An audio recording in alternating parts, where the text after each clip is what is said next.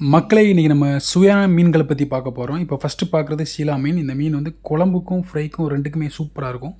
ரெண்டாவது வந்து மஞ்சள் பாறை. இந்த மஞ்சள் பாறை வந்து பார்த்திங்கன்னா ஃப்ரைக்கு அல்டிமேட்டாக இருக்கும்.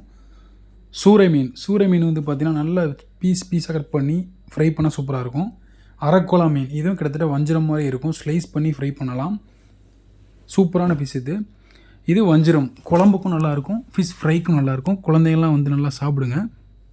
சென்றா ஒரே ஒரு முள் இருக்கிறதுனால குழந்தைங்கலேருந்து பெரிய வரைக்கும் ஈஸியாக சாப்பிட்லாம். அடுத்து வந்து கண்ணாடி பாறை. பாறைகள்லேயே ரொம்ப சாஃப்டான மீன், ரொம்ப டேஸ்ட்டான மீனாக இதுதான்.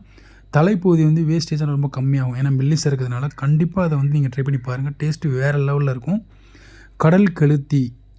கெளுத்தினாலே வந்து குழம்புக்கு சூப்பராக இருக்கும். கடல் கெளுத்தியும் அதே மாதிரி தான். ட்ரை பண்ணி பாருங்கள், குழம்பு கட்டகாசமாக இருக்கும். ஸோ தேங்காய் பாறை. இந்த பாறை மீன் பார்த்திங்கன்னா பீஸாக குழம்புக்கும் ஃப்ரைக்கும் சூப்பராக இருக்கும். கலவா மீன் வந்து கிட்டத்தட்ட சிக்கன் பீஸ் மாதிரி இருக்கும். இந்த மீனில் உங்களுக்கு எது ஃபேவரட்டான மீனோ கம்மியாக சொல்லுங்கள். தேங்க்யூ.